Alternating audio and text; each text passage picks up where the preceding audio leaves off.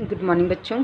तो बच्चों जो है लास्ट क्लास में हमने जो है किसके बारे में पढ़ा था, हमने बायोडिग्रेडेबल वेस्ट और जो है नॉन बायोडिग्रेडेबल वेस्ट के जो हार्मफुल इफ़ेक्ट होते हैं उनके बारे में हमने पढ़ा था। ठीक है बच्चों, तो आज जो है स्टूडेंट जो है हम पढ़ेंगे जो है किसके बारे में, डिप्रेशन ऑफ ओजोन लेयर। ठीक है, यानी कि हम देखेंगे कि किस तरीके से जो है ह्यूमन एक्टिविटीज़ के कारण जो है इन्वायरमेंट में जो है क्या है, हमें कुछ इफ़ेक्ट्स देखने को मिल रहे हैं। ठीक है, इन्वायरमेंटल इफ़ेक्ट देखने को मिल रहे हैं। तो देखते हैं कि वो क्या क्या इफ़ेक्ट है। तो फर्स्ट है आपका डिप्रेशन ऑफ ओजोन लेयर, और उसके बाद सेकंड हो जाएगा आपका डिस्पोजल ऑफ सॉलिड वेस्ट। ठीक है, तो पहला जो अफेक्ट है इन्वायरमेंटल अफेक्ट, वो क्या है, डिप्रेशन ऑफ ओजोन लेयर। यानी कि जो ओजोन लेयर है, ठीक है, ओजोन जो लेयर होती है बच्चों, ये कहाँ होती है, हमारे एटमॉस्फेयर में जो है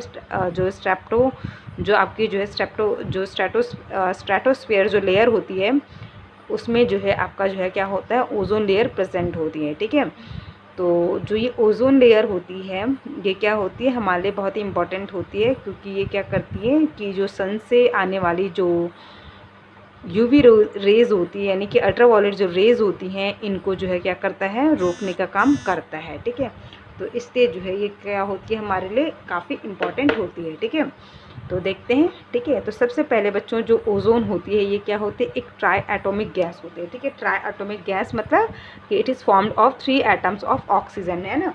ऑक्सीजन के जो है 3 मॉलिक्यूल से मिलकर जो है आपकी जो है क्या बनती है, ओजोन बनती है। ठीक है, तो क्या हो गए, ट्राई एटॉमिक हो गए, ऑक्सीजन के कितने मॉलिक्यूल्स हैं, 3 मॉलिक्यूल्स है, तो इसलिए इसको क्या कहेंगे हम, ट्राई एटॉमिक गैस कहेंगे। ठीक है, कैसी गैस है, ट्राई एटॉमिक गैस है, जो कि ऑक्सीजन के 3 एटम्स के मिलने से बनती है। ठीक है, उसके बाद जो है बच्चों जो ओजोन लेयर होती है ये क्या होती है, प्रेजेंट होती है जो एटमॉस्फेयर होती है। ठीक है, यानी कि ये जो है 15 से जो है 15 से जो है 60 किलोमीटर जो है ऊपर जो है ये क्या होती है, प्रेजेंट होती है। कौन, ओजोन लेयर।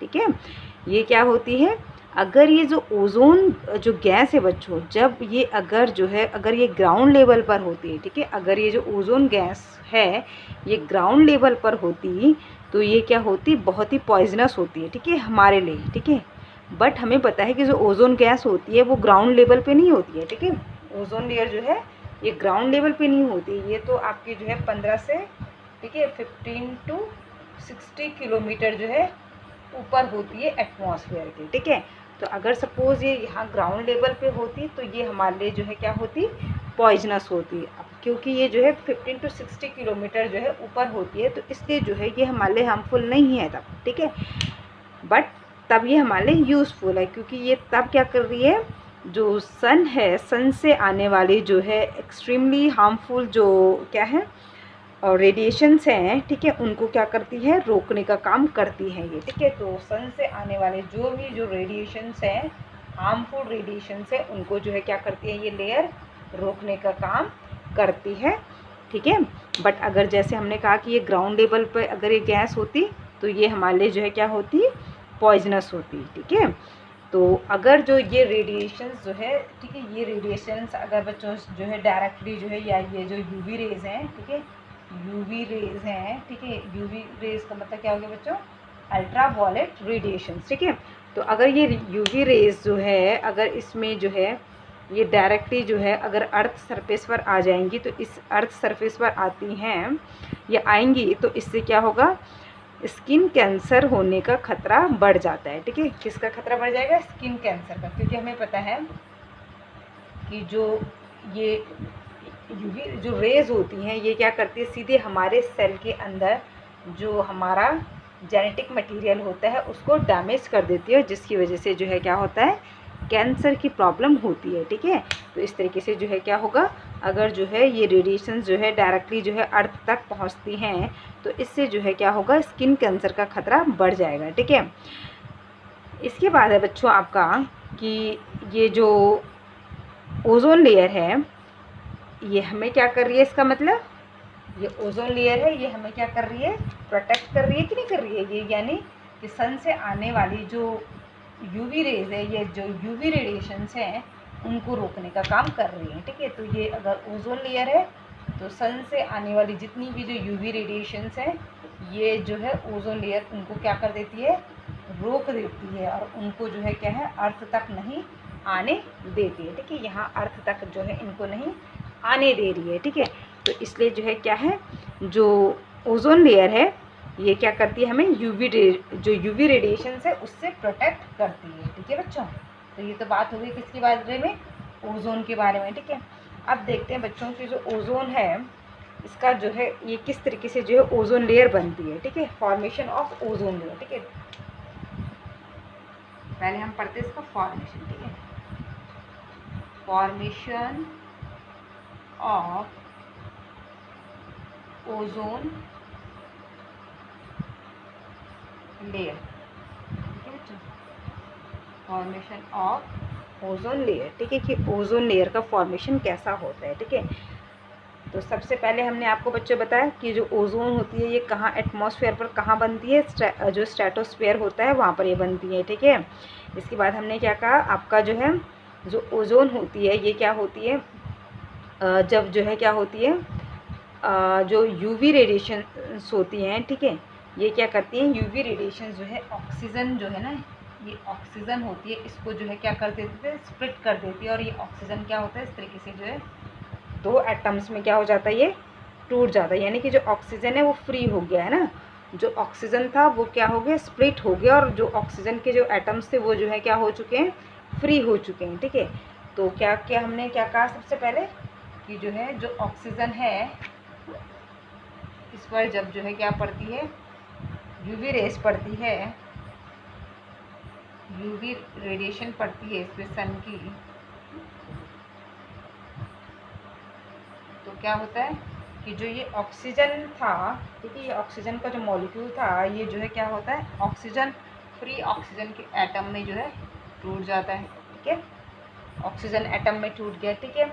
अब क्या होता है, ये जो फ्री ऑक्सीजन एटम होता है ये फिर क्या करता है, जो ये फ्री ऑक्सीजन एटम है ये जो है क्या करता है, ऑक्सीजन के साथ क्या करता है, कंबाइन होकर जो है क्या बना देती है, ओजोन बनाती है, ठीक है। तो इस तरीके से जो है ओजोन का जो है फॉर्मेशन होता है, ठीक है। कहाँ पर, स्ट्रेटोस्फेयर में क्या होता है कि जो स्ट्रेटोस्फेयर होती है वहाँ पर ओजोन कैसे बनती है कि जो ऑक्सीजन होती है जब उसमें यूवी रेडिएशंस पड़ती है तो जो ऑक्सीजन है, ऑक्सीजन का जो मॉलिक्यूल है वो ऑक्सीजन एटम में फ्री हो जाती है, ठीक है।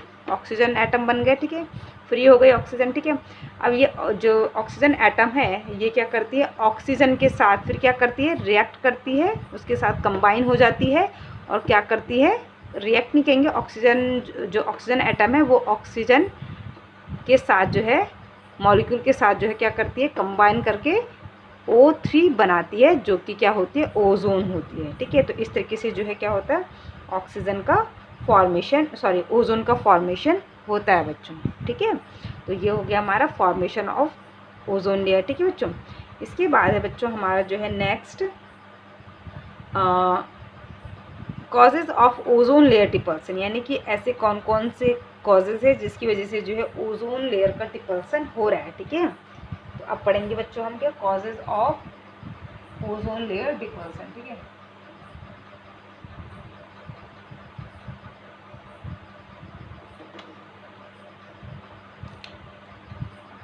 causes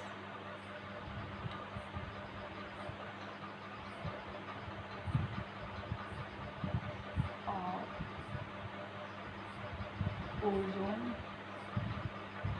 layer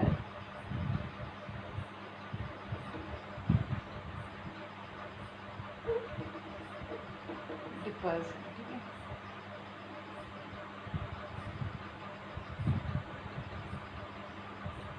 ठीक है बच्चों, अब हम पढ़ेंगे किसके बारे में, अभी हमने पढ़ा, सबसे पहले हमने पढ़ा कि ओजोन लेयर कहाँ प्रेजेंट होती है, फिर इसका फॉर्मेशन कैसा होता है, ठीक है, ये किस तरीके से ओजोन गैस बनती है। अब पढ़ेंगे हम जो है इसके क्या, ओजोन लेयर का जो डिपल्सन हो रहा है, डिपल्सन का मतलब जो उसका डिग्रेडेशन हो रहा है, जो वो टूट रही है, जो उसमें होल हो रहे हैं, उसके क्या कारण हैं, ठीक है, ऐसी कौन सी चीज़ें हैं जिसके कारण जो है ऐसा हो रहा है, ठीक है। तो देखते हैं बच्चों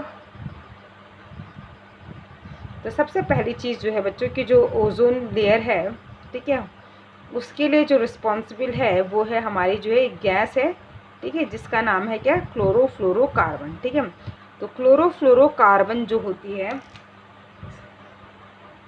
शॉर्ट में इसको लिखते हैं CF, क्लोरोफ्लोरो सी, ठीक है, CFCS, इसका फुल फॉर्म हो गया। एग्जाम में पूछा जाता है बच्चों, 1 मार्क्स से क्वेश्चन या 2 मार्क्स से क्वेश्चन आता है, इसकी फुल फॉर्म पता होनी चाहिए। क्लोरो, ठीक है,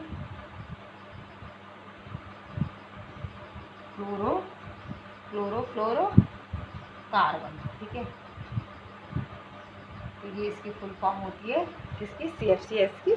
क्या होती है बच्चों, क्लोरोफ्लोरो कार्बन, ठीक है। तो ये क्लोरोफ्लोरो कार्बन जो गैस होती है, ये क्या होती है, ओजोन लेयर का डिप्रेशन का कारण है, ठीक है। इसकी वजह से जो है जो ओजोन लेयर है वो क्या हो रही है, टूट रही है, या जो ओजोन लेयर है उसमें जो है क्या हो रहे हैं, होल हो रहे हैं, ठीक है, यानी उसमें छेद हो रहे हैं, ठीक है, जिसकी वजह से जो है क्या है, जो यूवी रेडिएशंस हैं वो अर्थ तक पहुंच रही है, और जिसकी वजह से जो है स्किन कैंसर का खतरा बढ़ गया है, ठीक है।